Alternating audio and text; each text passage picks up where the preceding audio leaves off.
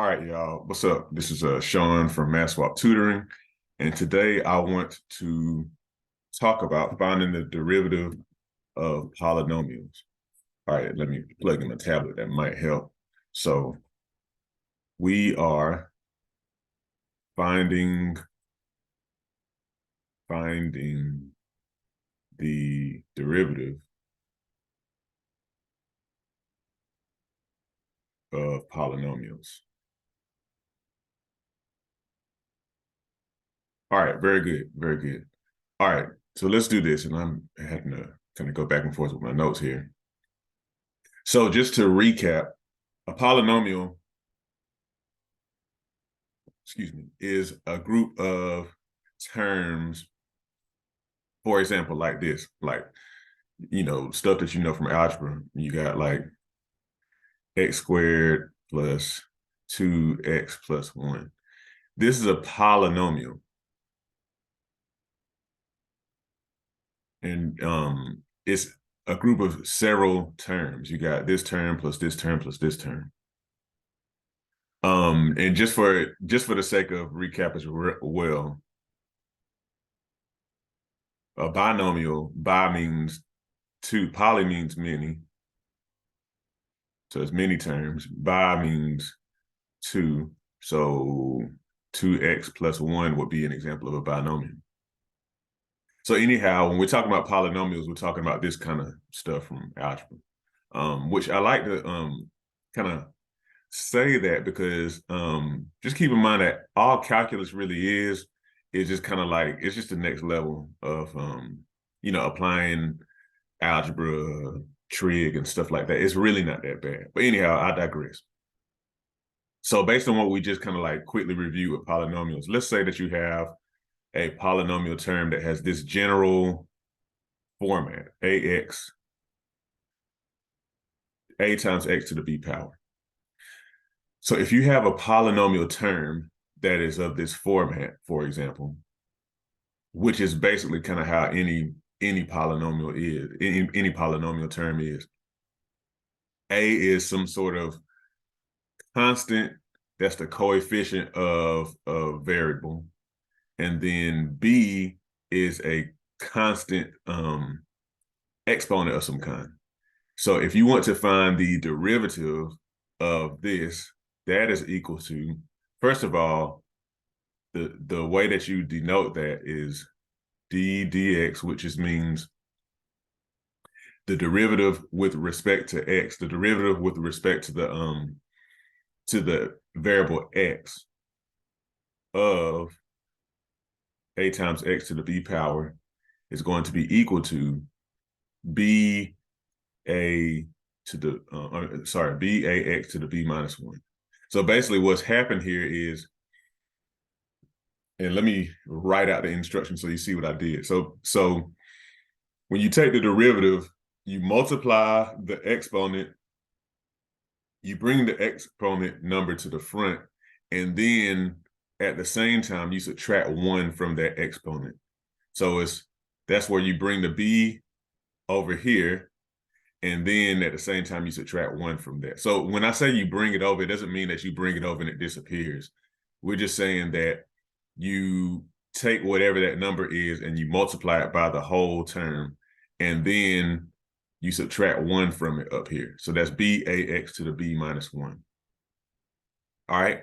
So for example, if you want to take the derivative with respect to x of 4x cubed, remember that's b times a and then times x to the b minus 1. So we take that number, bring it out to the front to multiply by the whole term, and then at the same time subtract 1 from that exponent. So it's going to be written out in all steps. It's going to be 3, you bring that 3 out front, times, so I'll do like this, times 4x to the 3 minus 1. Okay, so all we did was bring that 3 to the front, and then we subtract that 1 from the 3 still in the exponent place for the variable. So to simplify that, so it's going to be 3 times 4, so it's going to be 12 up front, and then x is to the 3 minus 1 or 2. There you go. simple enough. Let's do another example. So if you take the derivative with respect to x of this term, 8x, then that's going to be, so keep in mind, what is the exponent of just x by itself? Remember, x is just x to the first power. So the exponent is going to be 1. So you bring that out front, it's just going to be 1 times 8, and then x to the 1 minus 1. I'll write out all the steps. X to the 1 minus 1 is just x to the 0. Remember, from your knowledge of exponents, anything to the 0 power is just 1. So this just goes away to 1. And so you're left with 1 times 8, which is just 8. So this is pretty straightforward. Pardon me while I get my coffee. It's pretty straightforward. It's not really that complicated. This kind of stuff, when I learned it in calculus in high school, you know, I was like, okay, this is doable. I can do this. All right. Well, very good. Very good. By the way, if you are looking for like actual tutoring, you know, make sure that you use this link down here, calendly.com/mathswap tutoring/tutoring-consultation to get in touch with us, and we'll do a free consultation and, you know, try to match you up with a tutor for whatever your math subject is. All right, so let's take this to another level. Oh, let me note this too. The derivative of a constant is 0. And let me put that here. That's just one of those things that you need to remember when it comes to taking the derivative of a constant. Just keep it in the back of your mind whenever you start taking more extensive derivatives, so that you don't, so you save time and, you know, you don't, you know, kind of like forget what you're doing. All right, so let's keep on going. Now, how about this? Okay. So I'm just going to throw this in there. How about taking the derivative with respect to x of the following? 216x squared. All right, so we're taking oh, let me close my parentheses. So the derivative with respect to x of the cube root of 216x squared. All right, so now you might be like, what in the world is this? But if you recall, you know, roots, whenever you're taking the root of something, it's really like raising it to a fractional power. So that's something to keep in mind. So the first thing I want to do is simplify this. So let's look at this underneath this bracket here. So 216x squared, and we're taking the cube root of that. So there's a cube root. This is 216 is a perfect cube. It's 6, because 6 times 6 is 36, times 6 again is 216. So let's rewrite this first of all. So the derivative with respect to x of so that's good. So you can pull a 6 out of there. So that's going to be 6 times the cube root of x squared. Part of my phone here. All right. Now, if you recall, when it comes to you know, radicals and whatnot, like I said, it's that just has to do with a fractional power. So for example, if you have, and I write it up here, if you had x to the square root of x, that's the same thing as x to the 1/2 power, with the top number being the exponent of the variable. So that's really this here. And the bottom number is the index of the radical thingamajig. So it's right here. So that's how you get x to the 1/2. All right, so let's apply that here and rewrite it. So this is actually the derivative with respect to x of 6 to the, remember the exponent of the variable goes up top and then the index goes on the bottom. So we're really taking that, oh, and it might help if I actually put the x there. Let me rewrite it so it's not, it's clear. I apologize. I don't want to confuse anybody watching this. That's x to the 2/3. Okay, 2 being the exponent and then 3 being the index. All right, now all we have to do is just apply the same stuff like the way that we did other times. So let me come over here. So that's the derivative with respect to x. So this comes out front, the number comes out front. So that's 2/3 times 6, and that's x to the 2/3 minus 1, okay? So keep on going with that. Oops, actually, I need to stop writing this nomenclature because we just start taking the derivative, so that can go away. Okay.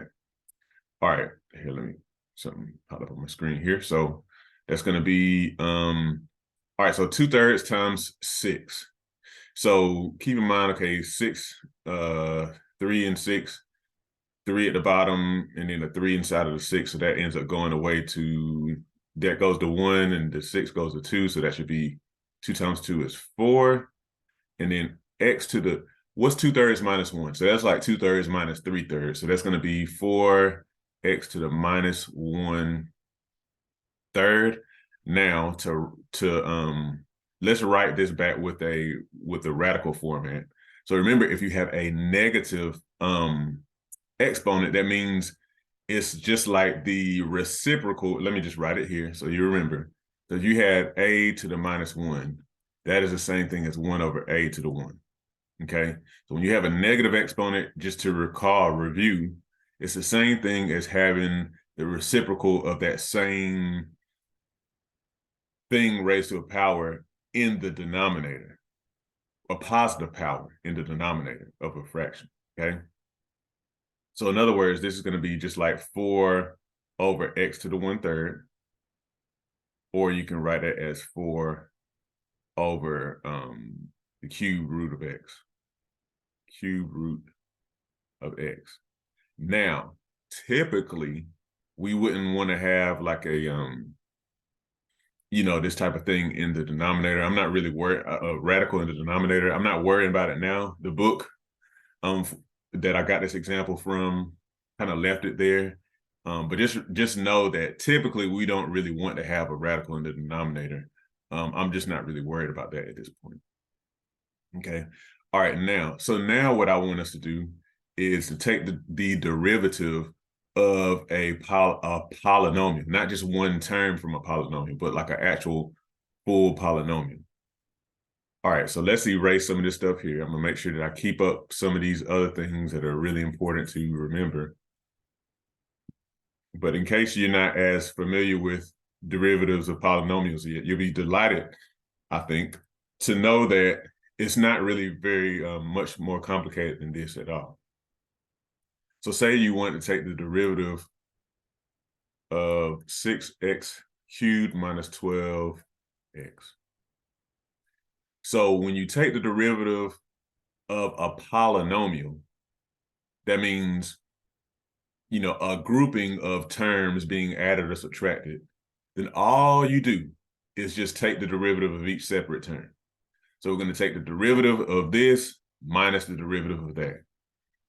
So the derivative of 6x cubed, and I'm going to go a little faster here. So 3 times 6 is 18, and then that's x to the 3 minus 1, which is 2, so 18x squared, minus, okay, so the exponent of x is 1, so that's going to be 12 times 1 times x to the 1 minus 1, which is just 0, so it's going to be 12. And that's your derivative of this right here. All right, let's do another one. So the derivative of that first polynomial that I mentioned at the beginning of this video, x squared plus 2x plus 1, take the derivative of every separate term. So it's going to be derivative of x squared, bring the 2 out front, and then 2 minus 1 is just 1, so it's going to be 2x plus the derivative of 2x. You bring the 1 out front, so that's 1 times 2 is 2. And then x to the 1 minus 1, that's x to the 0, so it's just 1, so it's going to be just a 2 there. And then the derivative of a constant is 0. So this is your final answer right here. Again, very straightforward. The main thing is to kind of be aware of the exponent rules and whatnot, like the ones we mentioned here. And it might help to do an overall review. I do have a video I believe, on exponents. So anyway, yeah, very straightforward, kind of fun even. So yeah, I hope this helps you. Make sure that you subscribe to this channel if you haven't already, and share it with your friends, your classmates, your kids. If you're a student, you have a child who's in calculus, make sure you join my email list so you kind of know what other kind of stuff I have going on. And then if you're actually looking for tutoring, make sure that you schedule tutoring with this link right here. All right, y'all. Thank y'all, and have a great day.